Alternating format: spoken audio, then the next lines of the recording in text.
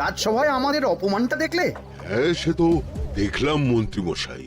আমি তো বুঝতেই পারছি না যে গোপাল মহারাজকে কি মধু খাইয়েছে যে মহারাজ গোপালকে অন্ধ। আরে আমরা যেন মহারাজের কাছে ফেল না, কিছু একটা করতেই হবে।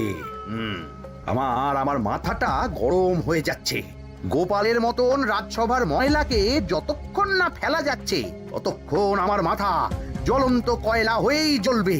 পণ্ডিত মশাইয়ের মাথায় একটা বুদ্ধি আছে মন্ত্রী মশাই। আপনি যদি সেই অনুযায়ী উঁচির কাজ করেন তাহলে বেটা গোপালের কপালে দুর্গতির সীমা থাকবে না। এই কি বুদ্ধি, কি বুদ্ধি? আপনি বরং এই ব্যাপারে পণ্ডিত মশাইয়ের সাথে একবার আলোচনা করে নিন। আমি চলি, কেমন? আমি চলি। হ্যাঁ হ্যাঁ, এসো এসো এসো এসো।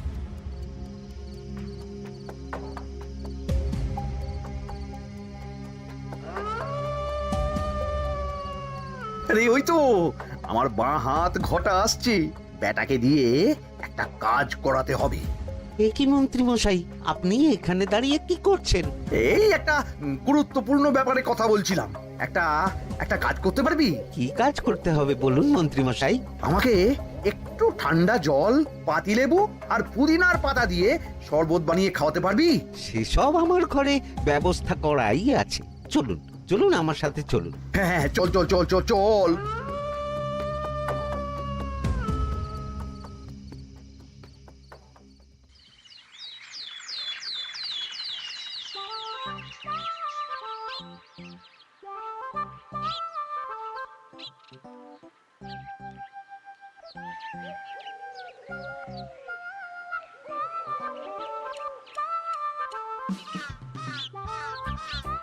কি ব্যাপার পণ্ডিত, এত গুম মেরে আছো কেন?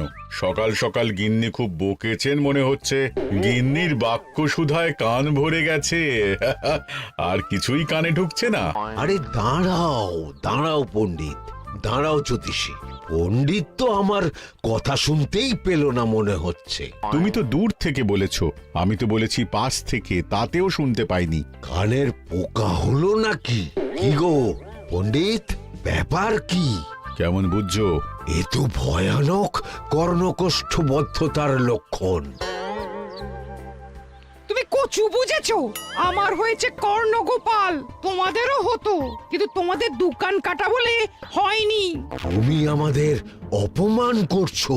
তোমাদের অপমান বোধ থাকলে কোনো শব্দই কানে ঢুকতো না, শুধু একটাই শব্দ কানে বাজতো, গোপাল গোপাল গোপাল। এবারে রাজসভায় কিভাবে হেনস্থা হতে হলো মনে নেই?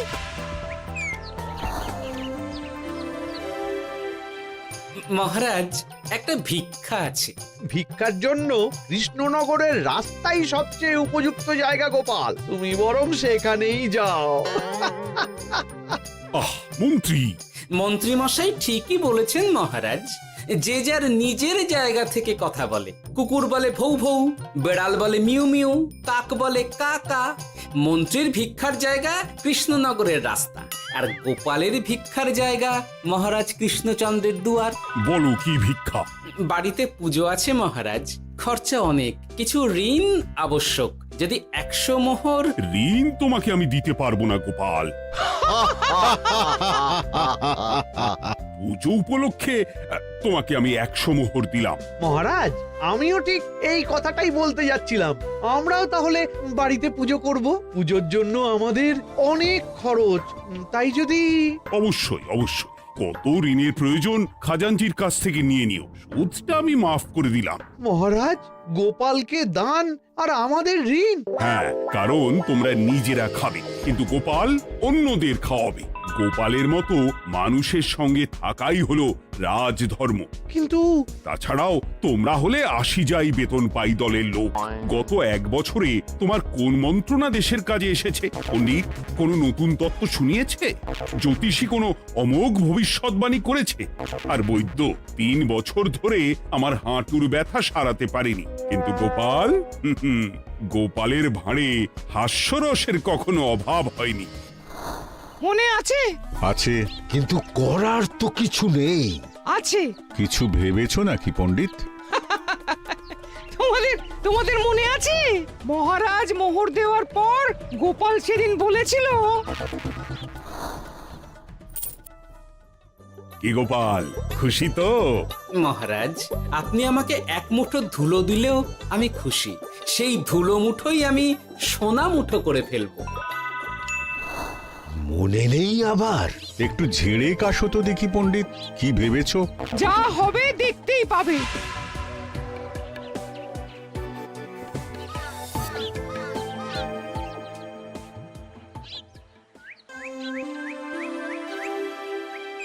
মহারাজের জয় হোক, মহারাজের জয় হোক।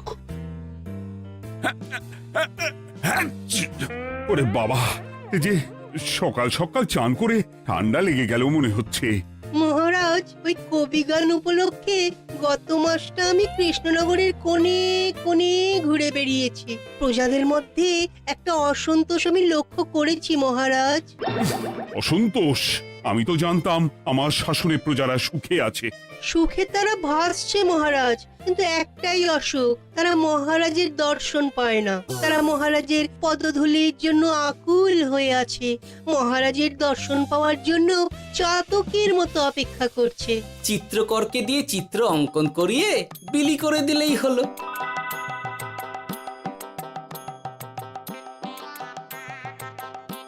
খুব ধুলো হয়েছে মহারাজ, কিন্তু এত ধুলো। কালকের ঝড়ে ঢুকেছে। ঝাড়ুদার,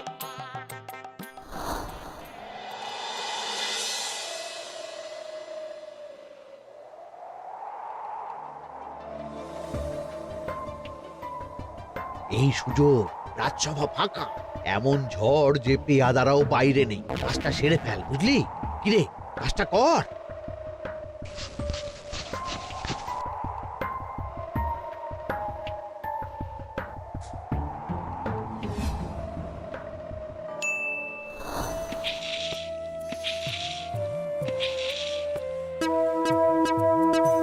এত ধুলো! উফ, মহারাজ, কাল ঝড়টা বড় সাংঘাতিক হয়েছিল। তা বটে। আচ্ছা গোপাল, তুমি বলেছিলে মহারাজ তোমাকে এক মুঠো ধুলো দিলেও সেটা সোনা হয়ে যাবে। এখনো সেই কথাই বলছি। মন থেকে বলেছিলে না মহারাজকে তেল দেবার জন্য? তেল দেওয়ার দায়িত্বটা তো আপনি নিজের কাঁধেই নিয়ে ফেলেছেন। আমি যা বলি সত্যি বলি। আজ যদি এই 4 ঝুড়ি ধুলো মহারাজ তোমাকে উপহার দেন, তখনও একই কথা বলবে? নিশ্চয়ই। মহারাজ, গোপালকে এই 4 ঝুড়ি ধুলো দেওয়ার হুকুম হোক। কি গোপাল, আমি তোমাকে যদি এই ধুলোর ঝুড়িগুলো দিই, তা থেকে সোনা আসবে নাকি? আসবে মহারাজ, মোহরের বস্তা আসবে। যদি না আসে, আপনি বলুন। তোমাকে কৃষ্ণনগর ছেড়ে চলে যেতে হবে। রাজি? আর যদি আমি পারি, তাহলে আপনাকে এই মন্ত্রীর চাকরি ছেড়ে দিতে হবে। কি রাজি? কি মন্ত্রী, রাজি? রাজি। গোপাল? রাজি মহারাজ। আচ্ছা, আর কেউ মন্ত্রীর পক্ষে বাজি ধরেছেন নাকি? হ্যাঁ, আমি আমি আমি আমি ও গোপাল এবার যে মরণ কুয়োতে ঝাঁপিয়েছে, সেখান থেকে আর উঠে আসতে পারবে না। ধুলো থেকে মোহরের বস্তা আসবে, এ হচ্ছে ওই গোপালের উন্মাদ রোগের শুরু। দেমাক দেমাক, মহারাজের পিঠ চাপড়ানি পেয়ে পেয়ে গোপাল ভেবেছে যে ও সব কিছু করতে পারে। এবার শুধু সেই দিনটার অপেক্ষা, যেদিন গোপালকে উল্টো গাধায় চড়িয়ে কৃষ্ণনগর থেকে বার করে দেব।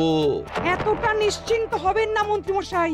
গোপাল গোপাল কিন্তু হালকা কথা ছুঁড়ে দেওয়ার লোক নয়। কি বলতে চাইছো পণ্ডিত? ওই 4 ঝুড়ি ধুলো থেকে মোহরের বস্তা আসবে? না, তা বলছি না। অন্য জায়গা থেকেও তো মোহরের বস্তা আসতে পারে। তার সঙ্গে ধুলো মিলিয়ে দিলেই কেল্লাফতে। গোপালের নিশ্চয়ই কোনো পরিকল্পনা আছে। গোপালের সব পরিকল্পনার গোড়া মেরে রেখে দিয়েছি পণ্ডিত। ঘটা আছে গোপালের পেছনে, আর ঘটা আছে গোপালের বাড়ির পাহারা। লুকিয়ে কিচ্ছু করতে পারবে না। আরে ওই তো বটা আসছে। বেল্লিক, উল্লুক, তোকে আমি জল বিছুটি দেওয়াবো। গোপালকে ছেড়ে চলে এসেছিস কেন? ছেড়ে আসবো কেন মন্ত্রী মশাই? গোপালকে ওর বাড়ির সামনে ছেড়ে এসেছি। ওখানে তো ঘটা আছে। ও বড্ড ঘুরিয়েছে বেটা। কোথায় কোথায় গিয়েছিল গোপাল? 4 ঝুড়ি ধুলো নিয়ে বেটা বাড়ির উল্টো দিকে হাঁটা দিল। চললাম পিছু পিছু যাচ্ছিল কোন দিকে? নদীর দিকে, কিন্তু গোপাল দাঁড়ালো যদুর বাড়ির সামনে। এই যদু হলো সেই লোক যে লোকজনের বাড়িঘর কেনা বেচা করে আর লোক ঠকায়। আগে রাজধানীতে থাকতো। বেটা রাজধানী থেকে এই কৃষ্ণনগরে পালিয়ে এসেছে, এখানেও লোক ঠকাচ্ছে। কিন্তু বেটা এত চালাক যে কিছুতেই ধরা যাচ্ছে না। এইরকম লোককে ধরাচ্ছে হাতে রাখা ভালো নয় কি মন্ত্রী মশাই? সে তো জানি, কিন্তু ওর ওপর মহারাজের কড়া নজর আছে। এখন ওর সঙ্গে সম্পর্ক রাখা খুব ঝুঁকি। যাই হোক, তারপর? হ্যাঁ তারপর যদু, যদু রে, গোপাল খুড়ো, আরে তুমি এখানে কি করছো? দেখতেই তো পাচ্ছিস ধুলো। তবে যে সে ধুলো নয়, মহারাজ কৃষ্ণচন্দ্রের পদধূলি। শুনিসনি বোধহয় এখন কৃষ্ণনগরে সবচেয়ে বেশি চাহিদা মহারাজের পদরেণুর। আচ্ছা, মহারাজের পদরেণু নিয়ে যাচ্ছ কোথায়? এই ছোট ছোট পুলিন্দায় ভরে কৃষ্ণনগরের প্রত্যন্ত জায়গায় যেখানে প্রজারা মহারাজের সাক্ষাৎ পায় না সেখানে বিক্রি করব। তোমার কি মাথা খারাপ? পায়ের ধুলো বিক্রি হবে? ওরে, গতবারে মাত্র 1 ঝুড়ি ধুলো 1000 মোহরে বিক্রি করেছিলাম, এবারে 4 ঝুড়ি। শোনো, তুমি আবার ঘুরে ঘুরে বিক্রি করবে কেন? তোমাকে আমি বরং 10 মোহর দিয়ে দিচ্ছি। তুমি আমাকে এগুলো দিয়ে দাও, আর বিক্রি করে যা হবে তোমাকে এই 40 ভাগ দিয়ে দেবো। ওই 10 মোহরে বদমাস যদুকে ধুলো বেচে গোপাল বাড়ির দিকে চললো। বাড়ির সামনে অব্দি পেছনে পেছনে গিয়ে তারপরে এই আপনাদের কাছে আসছি। বলিস কি রে, ধুলো বেচে 10 মোহর? ও মন্ত্রী মশাই, গোপাল তো একেবারে নাড়ি ধরে টান মেরেছে। গেল রাজসভায় এমন সুখের চাকরিটি গেল। এবার আবার রাস্তার ধারে গিয়েই বসতে হবে। এবার নবাবের দরবারে জায়গা আছে কিনা খোঁজ করি গিয়ে। ধ্যাত্তেরি, 10 মোহর আর 1 বস্তা মোহরের মাঝখানে অনেক রাস্তা। সেই রাস্তায় আমি লোক বসিয়ে রাখবো। আরে আরে, ওই তো তোমার ঘটা আসছে। এই, তুই গোপালের ঘরের পাহারা ছেড়ে এলি কেন? গোপাল নেই নেই নেই নেই নেই নেই।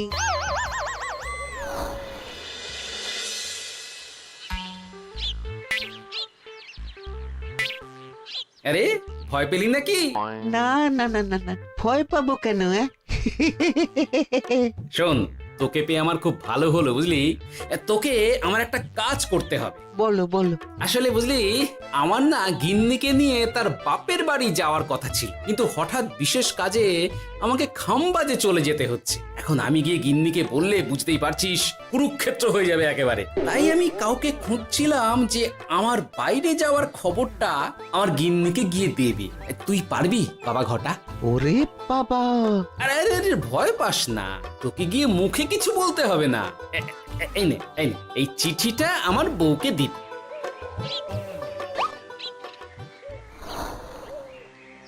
কৃষ্ণনগর ছেড়ে চুপি চুপি চলে যাচ্ছি, চালাকিটা দেখেছেন?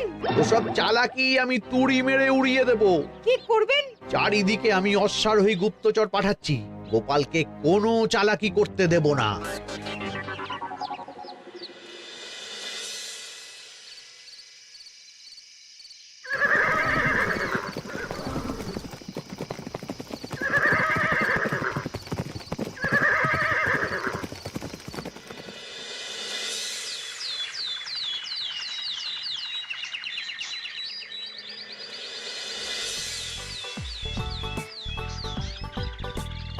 অং বং পিং পং।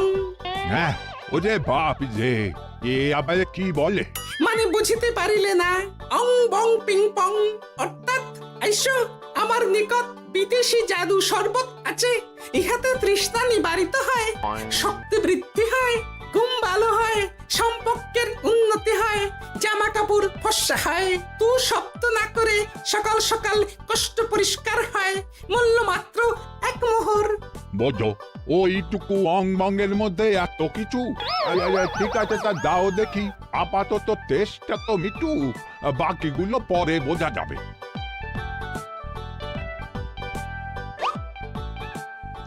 আহ বড় ভালো খেতে তো ঠং ঠং অর্থাৎ শক্তি বৃদ্ধি হলো। হ্যাঁ মনে হচ্ছে গায়ে যেন দুগুণ বল পাচ্ছি। কি হয়েছে ভাই? এ কে? এ ভিন দেশ থেকে জাদু শরবত নিয়ে এসেছে গো। জাদু শরবত ভিন দেশ? একেবারে বহু ভুজা শরবত। খেলে তেষ্টা যাবে, গায়ে জোর হবে, ঘুম হবে, সম্পর্ক ভালো হবে, জামা কাপড় ফর্সা হবে, সকালে হ্রাস করে পেটও পরিষ্কার হবে। সে কি? দাও গো ভাই, আমাকেও দাও। গুড় জল, সঙ্গে একটু ভাজা মশলা, আমচুর আর বিট নুন, শুদ্ধ দেশি জিনিস। জানলে কেউ ছুঁয়েও দেখতো না, কিন্তু একটু বিদেশি গন্ধ দিতেই একেবারে হট্টমেলা। আরে তোমরাও এসেছো দেখছি। সং সং শঙ্কা, লং লং লঙ্কা। মানে অর্থাৎ এই শরবত খেলে আর শঙ্কা নাই, বুদ্ধি লঙ্কার মতন ঝাল হয়ে যাবে। তারপর ডং ডং ডঙ্কা, টং টং টঙ্কা, ফাইন ফাইন, অর্থাৎ টাকা আসবে আমার কাছে।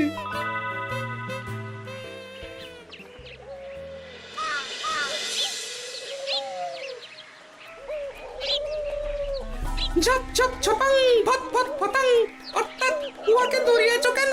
বেটা চোর অনেককে ঠকিয়েছে। অনেক দিন থেকে তককে তককে ছিলাম। এবার এই ধুলো নিয়ে মহারাজের পায়ের ধুলো বলে বিক্রি করছিল। একটা বেনামি চিঠিতে খবর পেয়ে বেটাকে ধরেছি। ব্যাং ব্যাং বিগ ব্যাং, অর্থাৎ বাহ বাহ বাহ বাহ। বেনামি চিঠিটা আমি দিয়েছিলাম বাবু।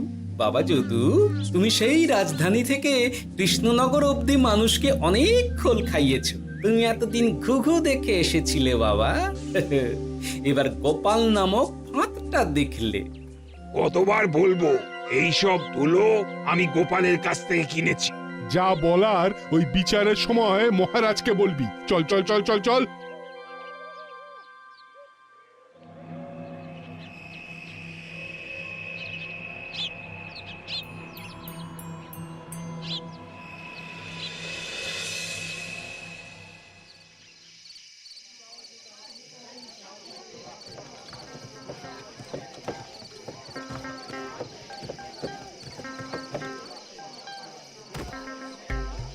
ঝন্টু মন্টু ননাংফু।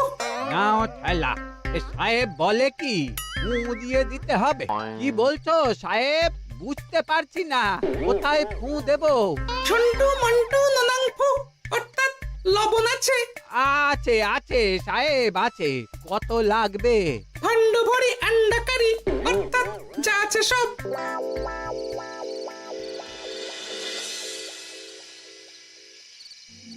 ব্যাস, মোটামুটি আশেপাশে সব দোকানের নুন এখন আমার জিম্মায়। এবার আসল মজা শুরু হবে।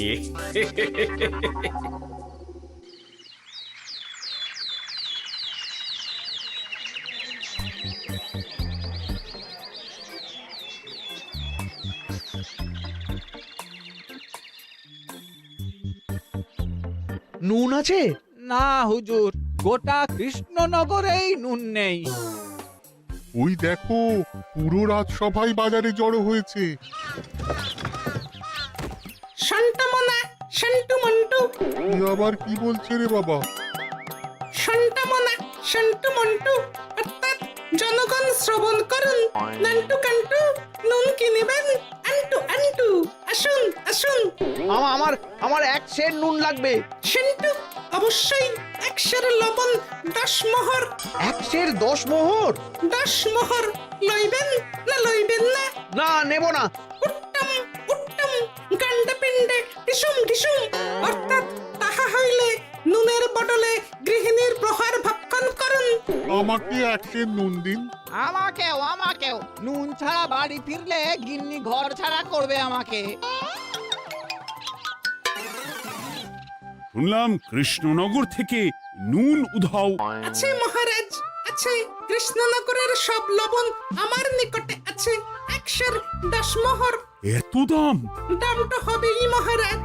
লবণ ছাড়া রান্না কেমন হবে ভাবিয়া দেখুন। ঠিকই বলেছ, রাজপাকশালেও তো রান্না বসেনি। 100 সেরের মতন রাজপ্রাসাদে পাঠিয়ে দাও। 1000 মোহর দিয়ে দাও।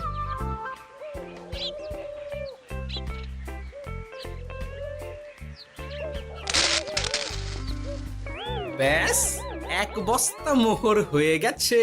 গোপাল, হ্যাঁ মহারাজ, গোপাল, যে 4 ঝুড়ি ধুলো থেকে 1 বস্তা মোহর রোজগার করেছে। ইয়া বাত! চলো রাজসভায়, পুরো গল্পটা শুনতে হবে। সকলেই এসো তাহলে রাজসভায়। কিন্তু মহারাজ, যারা বাজি হারলো তাদের তো চাকরি গেছে, তো তারা রাজসভায় যাবে কি করে? ঠিক ঠিক ঠিক বলেছ। আর যারা বাজি হারলো তারা বাদ, বাকিরা চল। এই সেরেছে, গোপাল তো আবার বাজি মেরে দিল। ও মহারাজ, আমাদের দেখুন। ও মহারাজ, আমাদের দেখুন। ও মহারাজ।